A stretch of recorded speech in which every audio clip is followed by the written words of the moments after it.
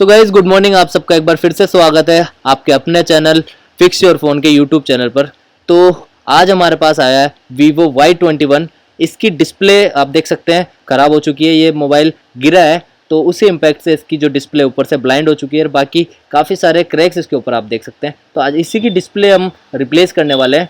तो आइए सबसे पहले इसको हम रखेंगे सेपरेटर पर, जिससे कि इसका बैक पैनल और डिस्प्ले दोनों इसके फ्रेम से सेपरेट हो जाए, यानी कि निकल जाए, जिसको निकालने में आसानी हो। तो सेपरेटर क्या काम करता है, इसकी जो ग्लू है वो उसको थोड़ा सा पिघला देता है। इस वजह से जो फ्रिक्शन है वो कम हो जाता है और ये आसानी से इसके डिस्प्ले हो या फिर बैक पैनल हो वो दोनों निकाल सकते हैं। कई फ़ोन्स में बैक पैनल जो है वो लॉक के थ्रू लगे होते हैं और प्रेस करने पर लग जाते हैं, थोड़ा सा उसको पुल करेंगे तो खुल जाता है। लेकिन कई फ़ोन्स के अंदर जो बैक पैनल है वो भी डिस्प्ले की तरह सील होते हैं। तो इसी को हम रिमूव करेंगे इसमें से, और रिमूव करने के बाद में मैं आपको बताता हूँ कि किस तरह से इस फ़ोन का हम काम कर रहे हैं।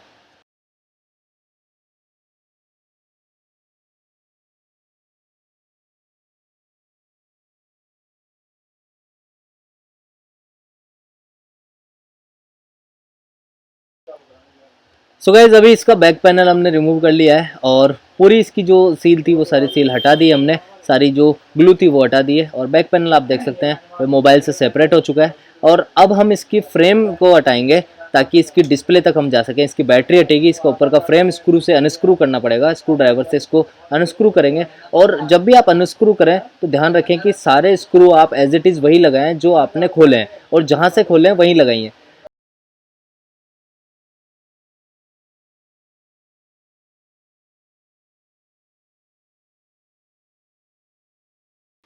सो गाइज फाइनली इस फ्रेम को हमने सारा अनस्क्रू कर लिया, और अनस्क्रू करने के बाद में इसको बाहर की तरफ निकालेंगे। तो ये आप देख सकते हैं फ्रेम को हमने बाहर निकाल लिया है। और फ्रेम बाहर निकालने के बाद में इसकी डिस्प्ले को भी हमको सेपरेट करना पड़ेगा, और फ्रेम पूरी तरह से बाहर आ गया। और आप ये देख सकते हैं फ्रेम के पास में इसका जो फिंगरप्रिंट सेंसर है वो भी लगा हुआ है। तो आप ध्यान रखें खींचतान किसी भी तरीके से नहीं होनी चाहिए। खींचतान होने के बाद में काफ़ी नाजुक ये होते हैं, इसके वायर्स होते हैं, ये तो ज़्यादा खींचतान करने से डैमेज भी हो सकता है। सो गाइज़ ये ऊपर का कवर हटाने के बाद में फिंगरप्रिंट सेंसर हमने हटा लिया है, साथ ही में बैटरी के कनेक्टर को भी हटा दिया। और आप देख सकते हैं कितने पतले इसके वायर हैं। अगर हम इसको थोड़ा भी ज़बरदस्ती करते हैं या फिर तरीके से नहीं निकालते हैं तो ये डैमेज हो सकता है।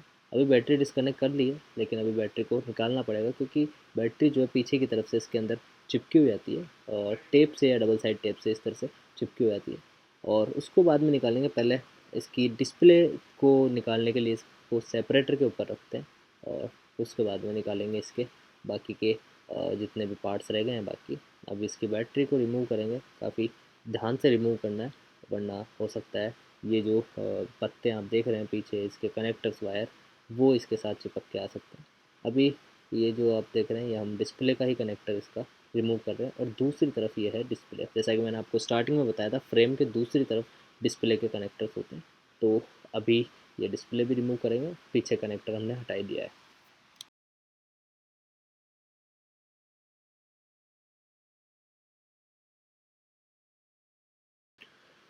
सो गाइज फाइनली डिस्प्ले को हमने रिमूव कर लिया है, और जिस जगह डिस्प्ले का ग्लू होता है उसको साफ़ करेंगे। और ये जो पुरानी डिस्प्ले है जो कि डैमेज है उसको हमने साइड में रख दिया है। और फ्रेम के ऊपर जो ग्लू लगा हुआ है अभी उसकी ग्लू को हटाएंगे, और ग्लू को हटाने के बाद में इसके ऊपर वापस से ग्लू अप्लाई करेंगे और फिर इसकी डिस्प्ले को लगाएंगे। लेकिन मैंने आपको हर वीडियो में बताया हुआ है कि आप पहले जब भी डिस्प्ले या रिप्लेसमेंट करें तो पहले एक बार इसके कनेक्टर को लगा के बिना ग्लू करे ही उसको चेक करेंगे।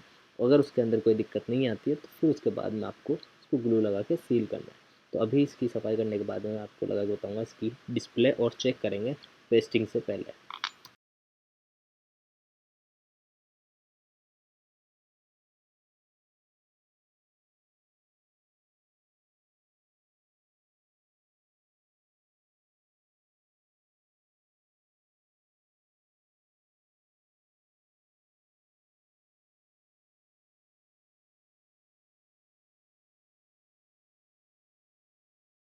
सो गाइज अभी इसकी फ्रेम को पूरी तरह से साफ़ कर लिया है। फ्रेम को साफ़ करने के बाद में अब इसके ऊपर नई वाली डिस्प्ले लगा के देखेंगे। और जैसा कि मैंने आपको बताया और हर वीडियो में बताता हूँ, पहले डिस्प्ले को पेस्ट नहीं करेंगे, पहले इसके कनेक्टर को लगाएंगे और उसके बाद में डिस्प्ले को चेक करेंगे फ़ोन को ऑन करके कि डिस्प्ले प्रॉपर काम तो कर रही है। कई बार मैन्युफैक्चरिंग डिफेक्ट के कारण भी डिस्प्ले या फिर और कोई भी इलेक्ट्रिक्स आइटम जो आप मोबाइल के अंदर डालते हैं वो ख़राब आ सकता है। तो एक बार हम इसको कनेक्ट करेंगे, कनेक्ट करने के बाद में इसकी बैटरी को कनेक्ट करेंगे और फिर मोबाइल को ऑन करेंगे और एक बार टच को चेक करेंगे चला के, सारे कीपैड बटन और बाकी तरह जिस सारे टच पॉइंट इसके काम कर रहे हैं या नहीं कर रहे हैं, और अगर प्रॉपर काम कर रही है तो फिर इसको हम पेस्ट करेंगे। तो अभी हम एक बार डिस्प्ले लगाते हैं, बैटरी लगाते हैं और उसके बाद मैं आपको इसको ऑन करके बताता हूँ।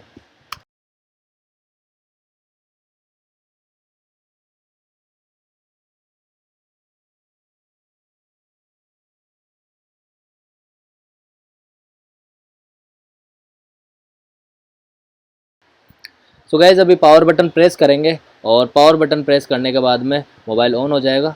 ये मोबाइल आपके सामने ऑन हो चुका है। अभी इसका एक पासवर्ड लगा हुआ है, वो पासवर्ड खोलेंगे और उसके बाद सारी कीपैड टच आपको करके बताएंगे कि कीपैड प्रॉपर काम कर रही है नहीं कर रही है।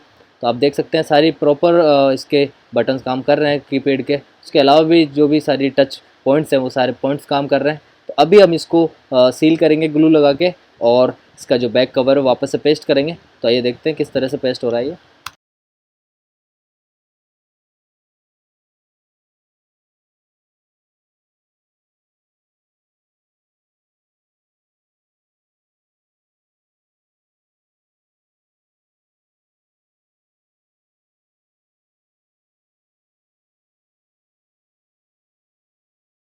सो गाइज जैसे डिस्प्ले को पेस्ट करने से पहले हमने उसकी फ्रेम की सफाई करी थी, उसी तरह से बैक पैनल को पेस्ट करने से पहले इसकी भी सफाई करनी पड़ेगी। पीछे से फ्रेम की सफाई करनी पड़ेगी और पैनल है उसको भी पीछे से साफ़ करना पड़ेगा। तो अभी हम फ्रेम की सफाई कर रहे हैं, क्योंकि अगर आप इसी तरह लगा देते हैं तो जो पुरानी ग्लू है वो नई ग्लू के साथ फ्रिक्शन नहीं करती है और वो ढंग से नहीं चिपक पाता है। तो अभी इसको साफ़ करने के बाद में इसका बैक पैनल लगाएंगे और फिर एक बार आपको फ़ोन ऑन करके दिखाते हैं।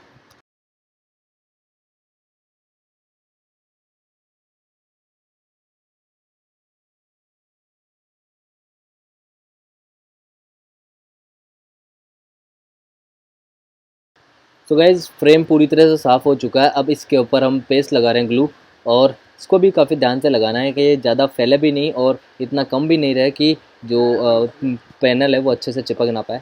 तो इसका भी ध्यान अपन को रखना पड़ेगा और ये बाहर भी ना आए। अगर ये बॉडी के बाहर आती है तो भी आपको देखने में काफ़ी बुरी लगेगी, और अगर ये थोड़ी सी बाहर आ गई तो ये सूखने के बाद में लिक्विड से सॉलिड फॉर्म में हो जाती है और आप उसको निकालेंगे तो ये पूरी पेस्टिंग ही निकल के आ जाएगी और उसके अंदर पैनल के अंदर गैप आ सकता है। तो इसी वजह से आपको इसको भी ध्यान से अप्लाई करना है। और इसको अप्लाई करने के बाद में इसकी डिस्प्ले लगाएंगे। तो आइए देखते हैं।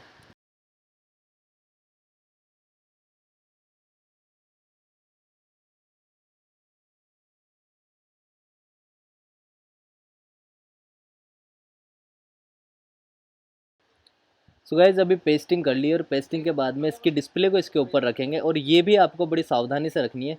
प्रॉपर फ्रेम के अंदर होनी चाहिए और डिस्प्ले के पहले जो हमने पेस्टिंग करी थी वो भी प्रॉपर होनी चाहिए। अगर वो प्रॉपर नहीं होगी पेस्टिंग तो जब भी आप फ़ोन चलाएंगे तो उसमें आपको एक रोशनी चारों तरफ दिखाई देगी, अगर ये डिस्प्ले ढंग से पेस्ट नहीं होती है तो इसका भी आपको ध्यान रखना है। कई बार आपने नोटिस किया होगा, अगर आप कहीं से डिस्प्ले लगवाते हैं एक बार डिस्प्ले टूटने के बाद, तो उसके अंदर आपको एक रोशनी सी चारों तरफ कॉलर पे दिखाई देती है। वो इसीलिए दिखाई देती है ताकि पेस्ट, क्योंकि उसके अंदर पेस्टिंग तरीके से नहीं की होती है।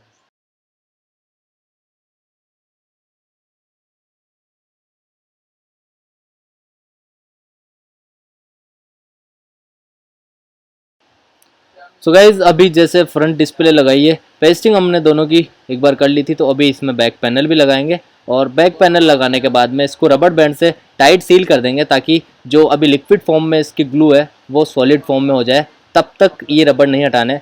मिनिमम 3 से 4 घंटे तो रबड़ रहना चाहिए। इससे ज़्यादा भी रहते हैं तो कोई नुकसान नहीं है, लेकिन मिनिमम 3 से 4 घंटे रबड़ लगे रहने दें ताकि अच्छे से सील हो जाए फ़ोन।